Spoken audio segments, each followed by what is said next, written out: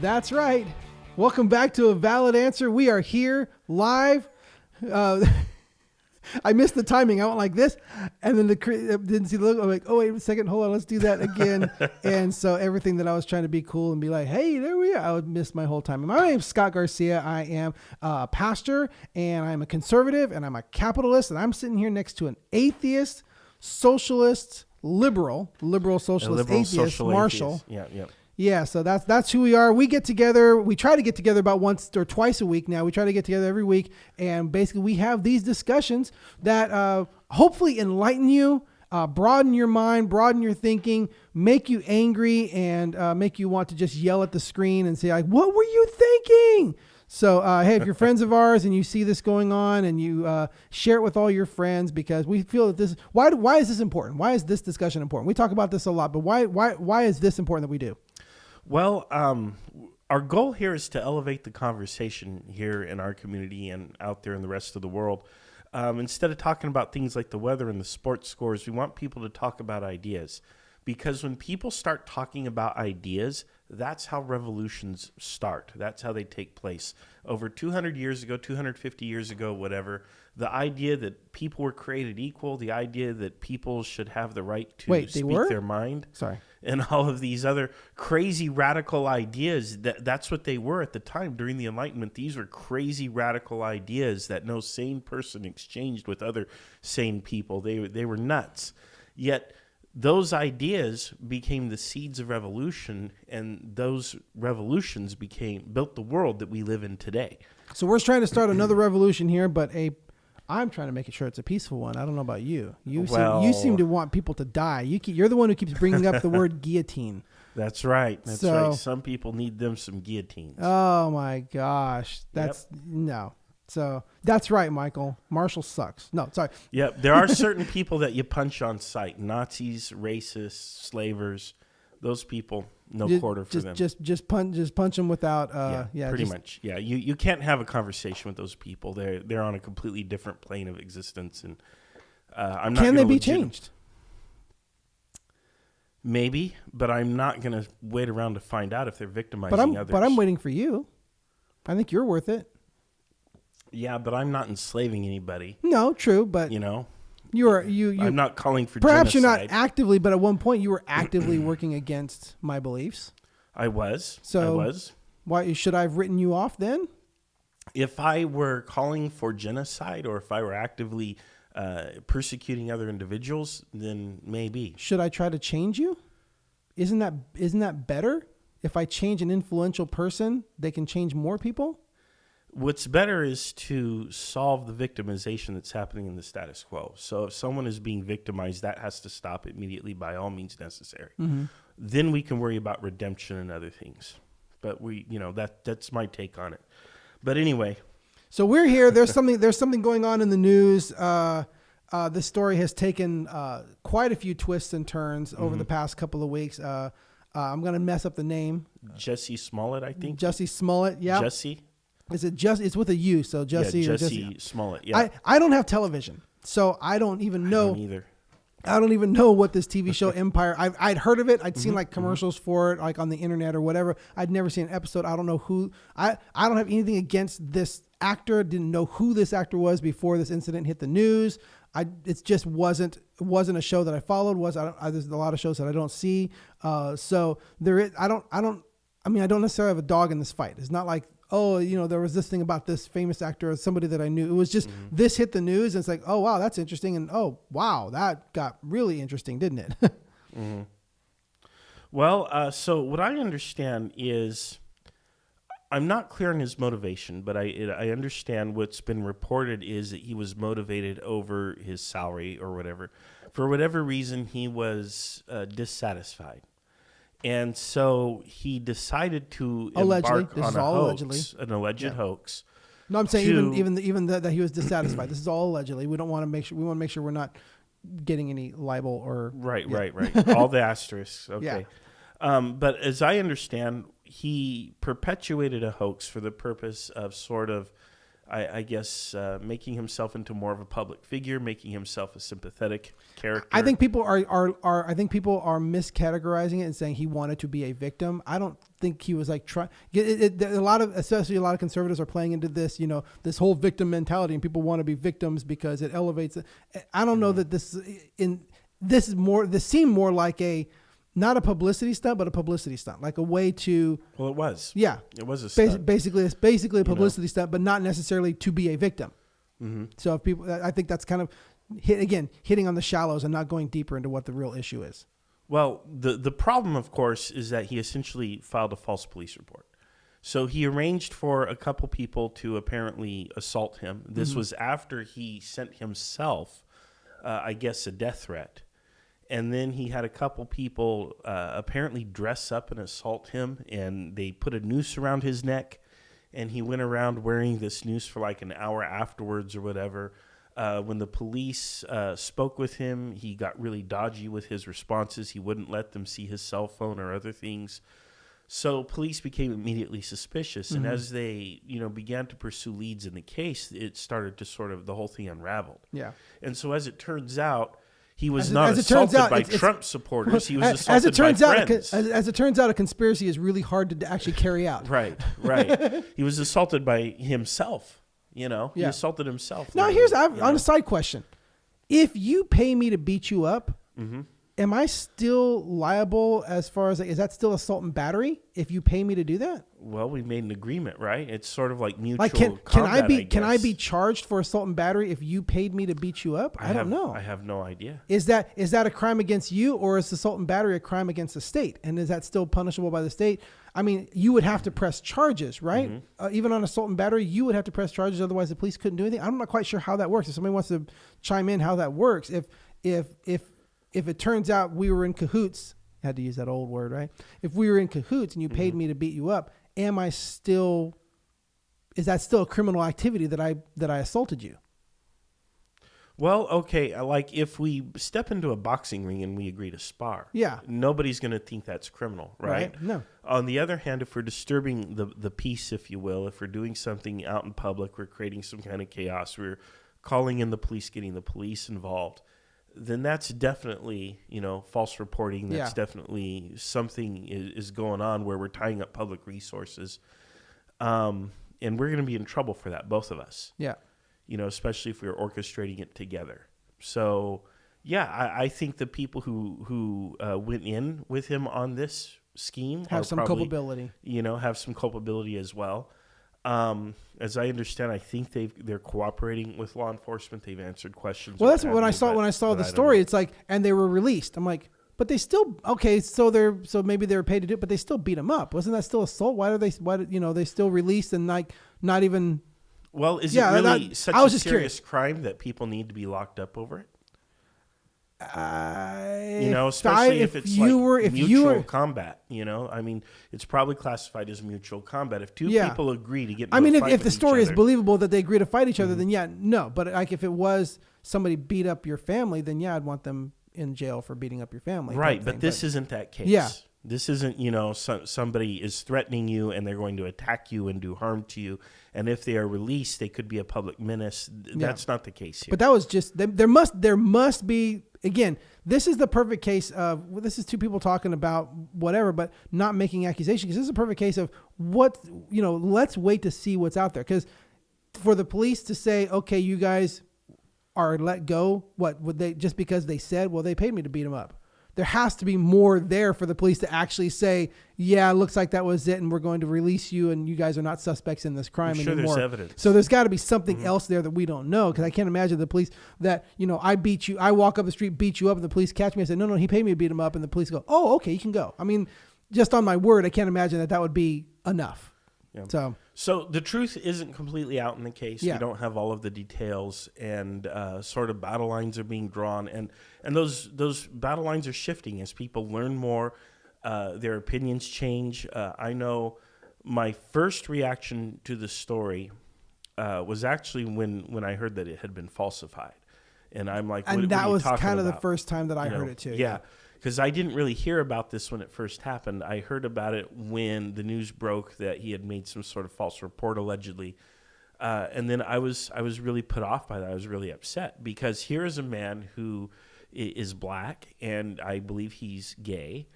And what has he done? Based on what they slurred him. What has he done to the standing of black people and of gays in the world by doing this? And then I thought about, well, what sort of resources were tied up in investigating his case? What sort of cost to the public was incurred? And, it just sort of snowballed from there. And I took this opinion that he needs to pay for this. He should probably go to jail, not necessarily prison time, but, do some time in jail and think about this and probably pay the costs of the I would think there should investigation. at least be a fine or something like that involved. But my opinion also changed from that. So after some conversation with some friends, I kind of did almost a 180, not a full 180. I still condemn what he did. Yeah. Nobody is going to condone what he did. But for us to lock him up I'm sure or there send will be him a to few. prison, would be essentially a double standard, because he is certainly not the first person to make a false police report. You have this situation, especially over the past year, where you have usually white people calling police on black people who are doing absolutely nothing illegal, and the white people don't go to jail. But the They're difference not is the fined. white people did not coordinate it. That's what makes this one different. He coordinated it, planned it, then made a false claim. That's where I believe the severity extends. This is not like there's a scared white person looks over and says, oh, there's black people over there, I'm going to call it in, I think they're reporting a crime, and falsely report a crime. We're talking, I'm going to get these people, send them over there, put them in there, coordinate it, tell them to break this window and do all this, then I'm going to come back over here and falsify. And I believe that's what makes it more than just here's a phone call and I'm falsifying a report. It's more than just a falsifying report. This is creating an incident, then falsifying a report about it. I think that's, to me, that's what takes it beyond just, everybody's like, well, hey, these people, they call in falsify. Yeah, but they're not creating the situation. This person coordinated and created a situation, then falsify the report about it. There's a level of conspiracy that is beyond just calling in somebody that's not true.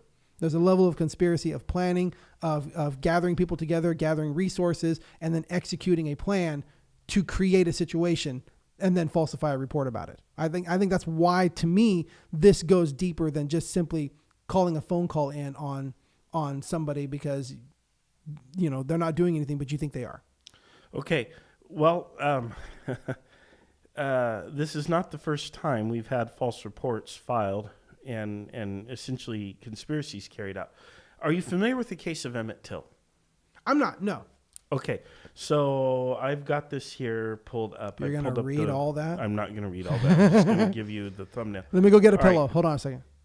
In 1955, 14-year-old young black guy, Emmett Till, a young black boy, was accused of, I guess, whistling at or doing something to a white woman, and her name is Carolyn Bryant. She's still alive today. She testified that, I guess, that he had grabbed her around the waist and uttered obscenities to her. So basically like a form of assault. In the wake of that, I am not sure if he was arrested or not. But ultimately what ended up happening shortly afterwards is this 14-year-old boy was murdered by a lynch mob. He was murdered. In 2008, Carolyn Bryant, during an interview, finally disclosed that she had fabricated the most sensational part of her testimony, the part where she said that he had touched her and so on and so forth. She needs to go to prison because a young man died because of what she did, because of lies that she told in 1955. So here's a case of a false report filed by a white woman in 1955 that resulted in the death of a young black boy. What should she go to prison for? Well, obviously, whatever, her testimony, her lies, her false reporting resulted in the death of... So what should she go to prison for? Whatever charges are appropriate. I'm not a prosecutor, but you're making the obviously claim. she made a false report. Okay, so what in your opinion should she go to prison for? Well, heck, maybe even manslaughter. Well, because this young man died because of her false testimony. No. That young man died because a lynch mob killed him. But are you going to hold that same standard to everything, to every news article? When there's a news article about this and now it's on there and then somebody gets killed, now it's the reporter's fault? Here's my thing. I mean, how can you possibly go that direction and hold that kind of culpability in that level? I mean, are you willing to do that? Are you ready to send a reporter to prison because they've made a false report and somebody died because of it? If you knowingly make a false report, then that's a crime. Yes. That's wrong. But are you part of the murder? You may be. It depends on the circumstances of the case. But yes, you may be. You may very well be. How? Describe the connection. A reporter's job is to verify facts. That's a reporter's primary responsibility. I need you to describe the chain of what has to be the chain for you made a false report and this person's dead. What is the chain that says you are now culpable for that person's death? Well, what is the chain? You're making the claim, so you need to make that chain. What is the chain? It has to be you knew about it, and then you knew the people who killed him, or you knew about it and you knew it would lead to his death. What is the chain? If you tell a lie, particularly to law enforcement, and law enforcement acts upon the basis of that lie, you are responsible for the consequences of that action. You set that chain of events in motion. You are responsible for what happens. And now if a person is killed or dies, whether deliberately or accidentally, because that chain of events that you set in motion, you're responsible, period. So take a look at the whole swatting thing. Are you familiar with swatting? It's like a gamer thing. It was a thing that was in the news several years ago where a gamer would spoof a phone number, call in a terrorist threat to law enforcement. Law enforcement would respond, and apparently one or two people actually died as a result of law enforcement responses to their home, and they had no clue what was going on. And of course, they figured out, it's a computer hacker doing whatever. And so those people went to prison. At least one person that I know of, one case, the individual literally was sent to prison for swatting. For and what? It's the same, because he called law enforcement. I know, but what did he go to prison for? Murder, false report? What did he go to prison for? I don't know. Probably manslaughter. You don't know? I don't know off the top of my head. I can look it up if you like. Because it makes a difference. You're trying to give an example of why someone should go. You're trying to give an example of someone who is responsible for manslaughter, and the example you give, you can't tell me what they actually went to prison for. I mean, I don't need you to look it up. Well, I need to answer your question. But you know what I mean? That again, you're trying to bring up an example. So you're saying that you're going to hold the same standard to women who claim they were raped? Are you going to hold the same standard? If you make a false report, regardless of what you say, whether you say that you're raped or something else, if you make a false report and another person is harmed, then you are guilty of a crime and you're going to face some sort of a penalty. And that penalty will be appropriate to whatever harm you caused other people to suffer. Okay. And we need to apply this all the way across the board. It needs to be fair and just. We cannot sit here and say to Jussie Smollette, you filed a false police report, therefore you're going to do a year in prison. While we let other people who filed false police reports, which led to people being lynched and killed, led to people dying, and they You have one free. example from 60 years ago. What else do you got? Does it matter if it's 1 or 100 or 1,000? Well, it matters legally because of no, I'm saying literally you want to go back, but that might be outside of the what is it, the statute of limitations. So you want to violate the statute of limitations. I'm saying what else has happened? But I'm speaking morally here. I know. I'm speaking about what should be in this case. Yes. Obviously, we can't go back and throw Carolyn Bryant in prison. Does she deserve to go to prison? Absolutely. Probably so. She should have gone to prison back in 1955. And I don't think people should get away with filing false police reports. But I also don't think we should have a racial double standard in deciding who goes to jail and who gets to walk free. Do you really believe it was a racial double standard? Well, obviously, Carolyn Bryant didn't face any kind of consequences. Was she a television star who coordinated this and paid for it? Doesn't matter. Well, she caused the death of an innocent human being, a young boy. I understand that, but I'm saying these are not the same cases. You are not looking at the same case. You are looking at a high-profile person who has now gone and done something high-profile in front of everybody and created the situation himself. The profile shouldn't make any difference. No. What I'm saying is Equal justice under the law. yes, it should be equal justice. You're not calling for equal justice now. Now you're calling for unequal justice because since he's black, he shouldn't be punished. Well, but that's equal because no, other it's not people equal. who filed false police reports going all the way back, obviously, to But we 1955, don't haven't gone to jail. Let that one go. Let that one go. That's not even the same ballpark. That's not huge. even that's not even the same. That's not even the same situation. We're talking about right now, same situations. How do you know they're not being prosecuted? Just pulled the Scott. That's right. How do you know they're not being prosecuted? What's your Who statistics? is not being prosecuted? That's what I'm saying. How do you know? You're making the claim that white people are not being prosecuted for making false claims. Where's the statistics behind that? You're making the claim. I'm speaking of high-profile cases that have come to national headlines. Okay, Carolyn Bryant, So the profile does matter. 1955. And when you look at, I don't think it does, and I don't think it should. But there are several cases which everybody watching the show and you and I are commonly aware of. So I'm speaking about those. Okay.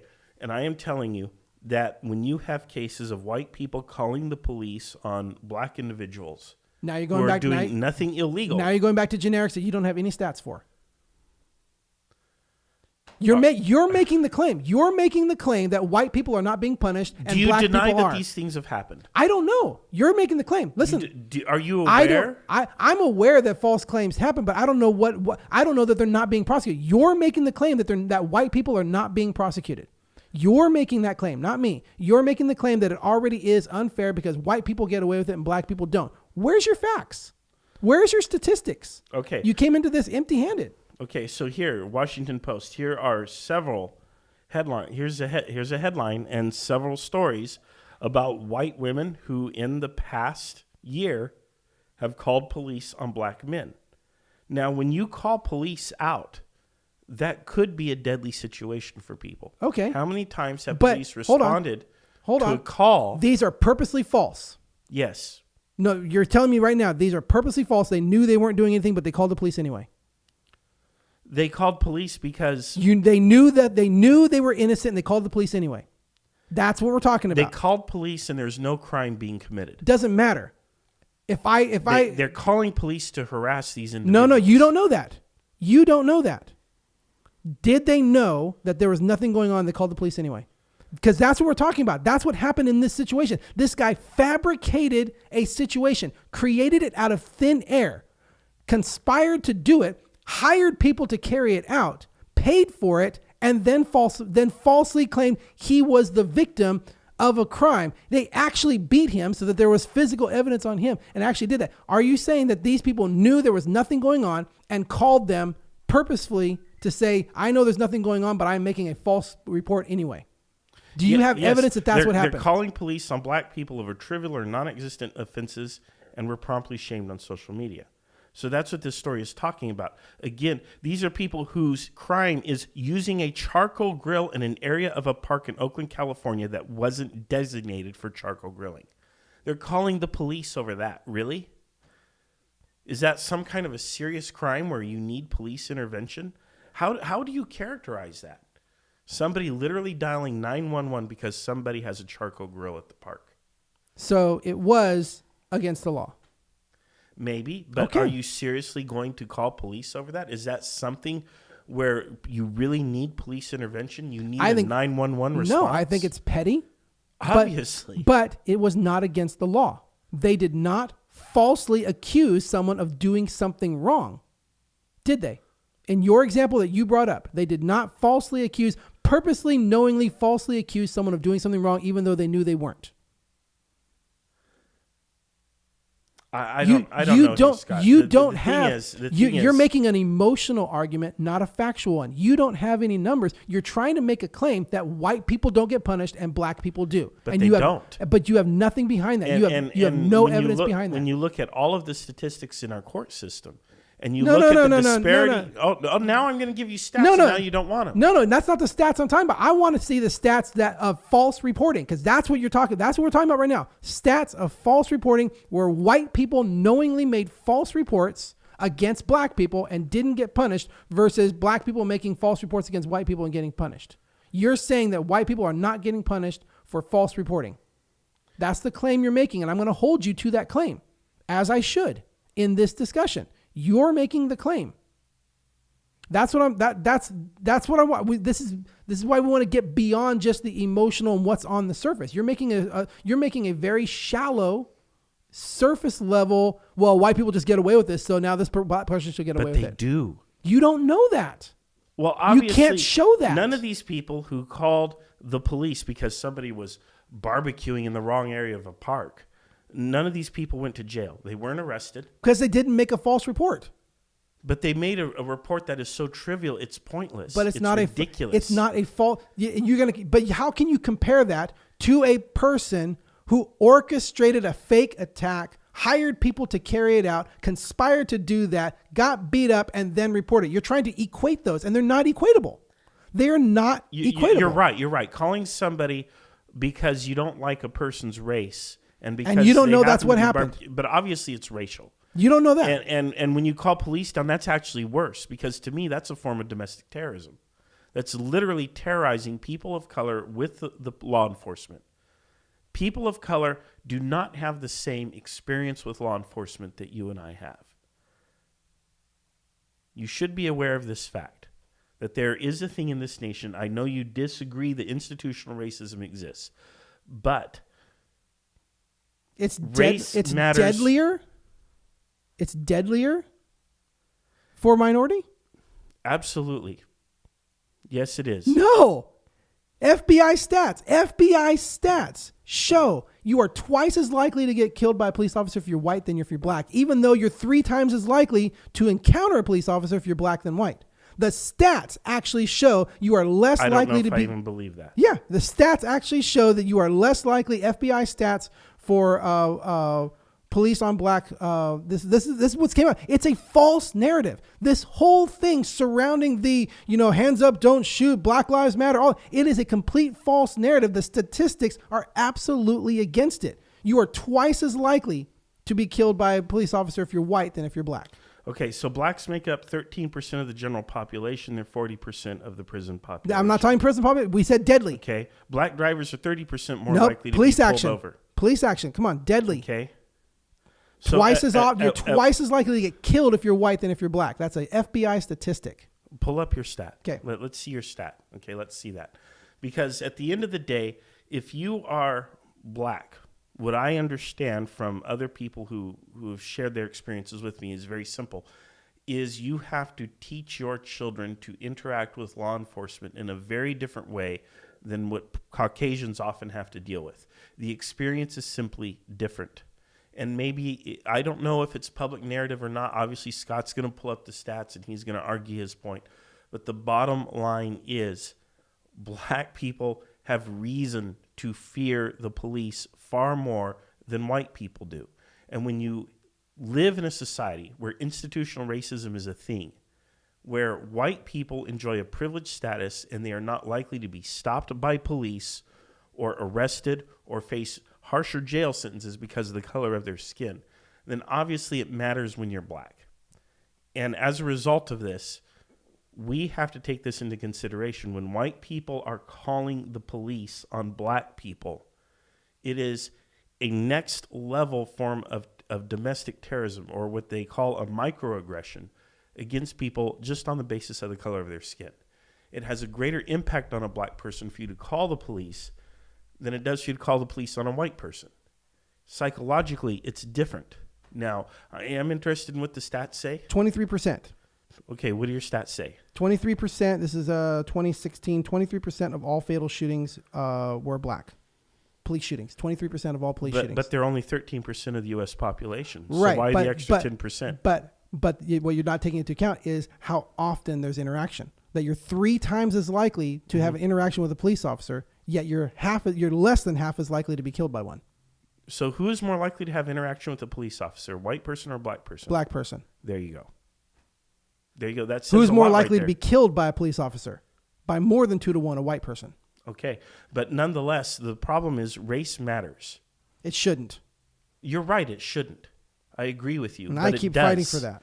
And at what point that it does, we have to take that into consideration when we do things and when we craft public policy and when we reform these systems that have traditionally been institutional and The systems of institutional racism have to be reformed, and we have to keep these experiences in mind. Institutional racism the United States is built on institutional racism. It goes literally back to the founding fathers, many of them were slave owners. The Constitution was written by slave owners. There are no slave owners anymore. That doesn't matter, though. Those institutions that they crafted still exist today. And at that point, the legacy of 300 years of slavery and 100 years of segregation continues to persist in our society. You still have, again, 67% of doctors have a bias against African American patients. Let's throw some more stats at you. Black students are 3 times more likely than white students to be suspended for the same infractions. African Americans are 2 times as likely to be unemployed. And didn't we talk about, the wealth gap? Again, you're you're confusing causation and correlation. Well, you're looking at the results and saying, well, then it's literally looking at a math test and said, okay, well, white people are passing this and black people aren't, therefore the test is racist. No, the test is not racist. There's another problem behind it somewhere. Why are black students 3 times more likely to be suspended for the same infraction as a white student? Those stats should match. Obviously, the teachers are racist. Obviously, the teachers are racist. That's your remark. There's something institutional at work. Obviously, is what I'm trying to tell you. Obviously, the teachers are racist. Well, someone's obviously racist, whether it's the teachers or the principals or the superintendents. Someone's racist. There's nothing else that could be happening that's causing more punishment. There's not there couldn't be more. You're only looking at the same. You have a white kid and a black kid. Let's say they both get into a fight, but somehow the black kid gets suspended 3 times more often than the white kid. Yeah, but what's happening in that moment? They should both be suspended or not suspended. They should get the same treatment. There should be no racial disparity in that statistic. What? Okay, so look at that right there. So if institutional racism. So if somebody attacks me and I defend myself, we both should be suspended for the same amount of time. That's not what this statistic is measuring. Hold on. But if it's a fight and I was attacked and I defended myself, we should both be suspended. Why are you creating some odd straw man? This is straw man argument. I'm saying what I'm saying is that there are other reasons. They're just looking at, fight, suspended. Okay, then you don't know what the details are of that. You don't know what the details are of that. The U.S. Department of Education Office for Civil Rights Data Collection on School Discipline is the origin of that statistic. Okay, there are no other details other than you have black students suspended at 3 times the rate of white students for the same infraction. But how do you define what the same infraction is? I don't believe that it is. I don't believe that it is. Yes, I don't believe that it is. How do you get to define that? Look, the U.S. Department of Education defined it. I don't need to define it. They've already defined it. Now, if you'd like to read the report, I can post the link and you can read the report and see how they defined it. Mm-hmm. But what I'm telling everybody is it's the same infraction. This is simple English, Scott. You're getting under my skin. No, but I'm saying you can make any you can by defining what that is, you can make any statistic sound like whatever you want. I don't think that the Department of Education intends to somehow perpetuate a mythology of institutional racism. I just don't see that. So, I don't know what else to tell you other than they're looking at the same infraction. Right. What I'm talking about is humanity. What I'm talking about is human. When my student, this has ever happened, Josh. When my student comes to me and says, I'm getting a failing grade, why? And he says, my teacher just doesn't like me. Mm-hmm. No, I'm sure there's probably something deeper in that. No, my teacher just doesn't like me. No, there's probably something going on in there that's affecting that grade more than just your teacher doesn't like you. But what do we have to look at? All we have is the teacher's grade for you. So all we can say is, well, then you're getting an F or whatever it is. What I'm saying is like, you're coming in and say, look, these teachers hate my student because look at my student's grades. The teacher just hates my student. Obviously, it's like, well, maybe there's some more details of what's going on than simply just the grade and the teacher must hate you. That's what I'm talking about. That you can easily just pull up a stat and say, see, look at the stat, 3 times more, they just hate black people. There's going to be more to that stat. There's going to be more to each of those individual situations that's not being taken into account. It's just simply saying, they got an F, teacher must hate my student. Mm-hmm. Really, you really believe the teacher just hates your student and that's why you have an F. There's no other reasons behind that. There's no other things going on with that individual and that individual situation. It's just simply teacher must hate them. I would assume that the Department of Education is taking those kinds of thoughts into consideration. You cannot do any kind of statistical scientific analysis unless you standardize everything. You realize the education system is 80% Democrats. There is an agenda in there. There is an agenda. The people in there have an agenda. There is an agenda. You cannot just simply... So why are these Democrats suspending blacks at 3 times the rate of whites? I don't know. I'm just saying there is an agenda. You can't just say it's the Department of Education. It's 80% Democrats who have an agenda to So what you're saying is you don't believe the statistic. You think the statistic is false. I believe there is deeper things than just that statistic. I think the statistic is measuring something shallow and is not looking at the actual source. It is simply measuring something here and not actually looking deeper of what it is. And so that's coming to a false conclusion because it's not looking deep enough. You mean the iceberg that's 10 times larger under the water of institutional racism? I agree. Yes, but it's not the same. What the iceberg is individual choices that nobody wants to dig deep enough into. The iceberg is individual choices. You dig deep enough, you find the individual choices that lead to that behavior. If you're only going to measure the behavior, you will always see this result. If you dig into the personal side, that's why I work at a church. That's why I believe in changing the individual. You just change the system. It doesn't change the individual. The problems with the individual is the iceberg, not the system. You keep trying to fix the system because you think the system is the iceberg. The iceberg is the individual problems inside all of us. And when that combines together across all of them, that's the problem. When you're just measuring what's here on the surface, you're going to fix the wrong things. Fix the people inside.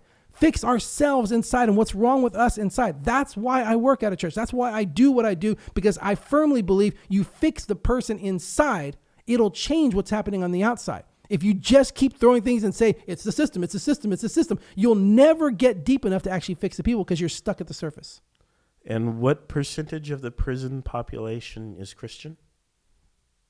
Oh, that's a good question. I don't know. It's the vast majority. It's probably well over 90%. So why are these people who are supposedly Christian, why are they broken in prison? Again, you're measuring it the wrong way. When did they find God? When they hit their lowest in prison? Or are you saying they were Christians and got arrested as Christians and they're in prison? Or do you think they hit the lowest and then found God at their lowest? And how many of them recidivate? So what difference does it make? I mean, you have Christians going in, you have Christians coming out, and they come back as Christians. Yeah. And you can tell they're a Christian because they said so? I think maybe we need to attack the system. I think maybe we need to go at the system, not just the individual. I'm not going to sit here and tell you that we shouldn't reform the individual. You do have to change hearts. I agree with you. You just make it harder. No. Yeah. What you're doing is you're letting an entire system worth of individuals, you're letting a few oligarchs in particular, get away with perpetuating a system of institutional racism and inequality that affects all of us, that you and I have to pay for on a daily basis through our taxes and through a whole host of other laws and rules and regulations and other things that affect us. Mm-hmm. We're paying for this system. And I want a more fair, just, and equitable system. I think it will be a cheaper system. I think it will be a more moral system.